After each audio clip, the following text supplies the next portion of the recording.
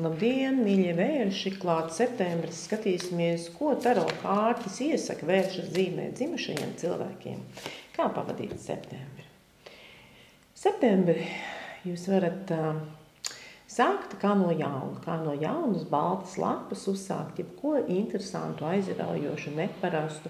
Un tas nav nemaz tik bieži, kad vērša zīmē dzimušie cilvēki vēlas kaut kādas ļoti lielas pārmaiņas savā dzīvē. Līdz ar to šis mēnesis var atnest jums tādu pārsteigumu, negaidītības efektu, kas iespējams liek aizrauties elpai. Tas var būt jebkas, tas var būt darbs, tas var būt hobijs, tas var būt privātā dzīve, tātad kaut kādi notikumi, kas liek jums tā kā izkustēties no savu komforta zonas, tā kā varat jau tagad sagatavoties mazam tādam priecīgam lēcienam, bet varat jūs arī paši sagatavot sev šādu, došanos pārgājienā, kādu dalību, kādā meistarklasē, zīmēšana, gleznošana, dziedāšana, ģitāra, pārsteidziet sevi kaut kādā veidā, bet tā, kā jūs to neesat darījuši. Skaitīsies arī, ja jūs to būsiet darījuši bērnībā, bet tagad jau ilgus gadus neesat ar to nodarbojušies, pārsteidziet sevi un pārsteidziet apkārtējos, jo tādā veidā jūs ļaujat tā kā ārpasaulē tā harmoniski vibrēt ar jums kopā.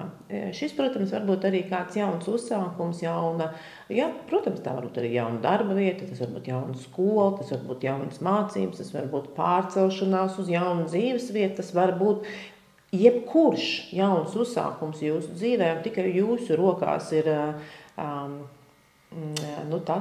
tikai jūs varat izlemt, kurā vietā šis te burvīgais jaunais lēciens, kas raksturīgs tāds ar ļaušanos, ar prieku, ar tādu, es piedalos, man patīk, galvenais noturēt šo sajūtu. Darbs un finanses, ko mums sola vērša zīmē. Darbs un finanses vērša zīmē. Jums ir iespēja ļoti veiksmīgi balstīties uz citiem cilvēkiem darbā, un es pat teiktu, jums vajadzētu pavērot, cik daudz laika vai cik daudz pienākumu jūs atņemat citiem cilvēkiem. Ja? Tā kā šeit tas padoms ir iesaistieties attiecībās darbā un novērtējiet, kuri ir jūsu pienākumi un kuri ir jūsu darba biedra pienākumi. Nerisiniet situācijas citu vietā, lai arī viņi skatās uz jums ar ieplēstām acīm un saka, tu taču vienmēr tā dari. Šajā mēnesī atrodiet tādu līdzsvaru un atrodiet citu ceļu, citu veidu, kā jūs komunicējat ar saviem darba biedriem, citu veidu. Iespējams, jums nāksies šajā mēnesī mazliet dziļāk iepazīties ar šiem cilvēkiem. Tas var būt situācijas, kad kāds no darba kolēģiem jums, pēkšņi atklājās un stāst par kādiem notikumiem, privātiem notikumiem, par kuriem jūs nekad neesat runājuši. Un tas radīs tādu papildus siltumu jūsu attiecībās. Tiem cilvēkiem, kas ir uzsākuši vai meklē un cer uz jaunu darba vietu, šī kārtas var saistīties ar darba līgumu, veiksmīgi darba līgumu noslēgšanu, uz ļoti labu sadarbību, uz ļoti ilgstošu un labu sadarbību. Dažām labām šī kārts var nozīmēt arī partnerattiecības darbā. Tā kā spektrs ir plašs, jūs pats varat izlemt, ko no šī visa, kas ir vispiemērotākais, un pavērot savu septembra darbā, kura tad no šīm tēmām izspēlējās jūsu gadījumā. Un privātā dzīve.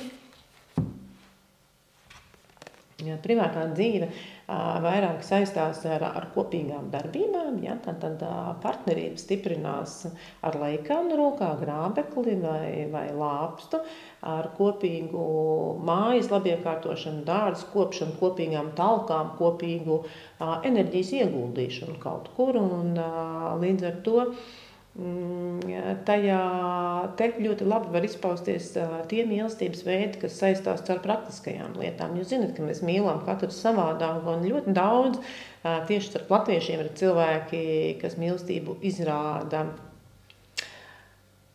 caur Jā, caur palīdzēšanu, caur nopirkšanu, caur uzdāvināšanu, caur atvešanu, caur lietu sakārtošanu otra partnera vietā. Nu, īstais laiks izmēģināt šo taktiku ir klāt, septembris ir klāt.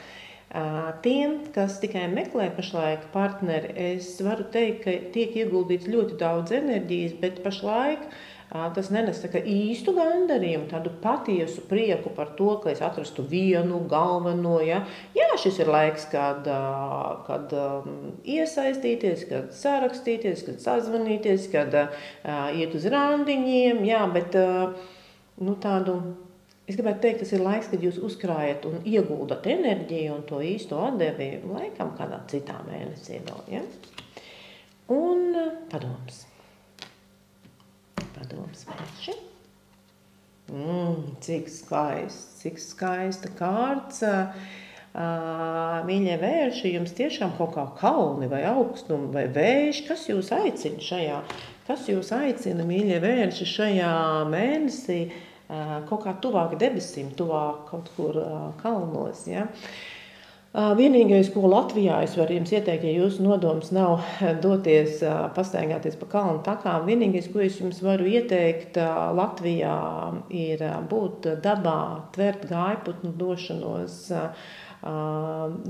būt tādā vietā, kur ir daudz vēja, kur ir, putnu klaigus, un tur vislabāk raisīsies domas pašlaik, vislabāk. Iespējams, ka kaut kas ir jāapdomā, kaut ko vajag padomāt. Jā, manuprāt, ļoti interesants mēnesis vērši, lai jums izdodas vislabākajā veidā to visu savilkt kopā. Uz tikšanos nākamēnes.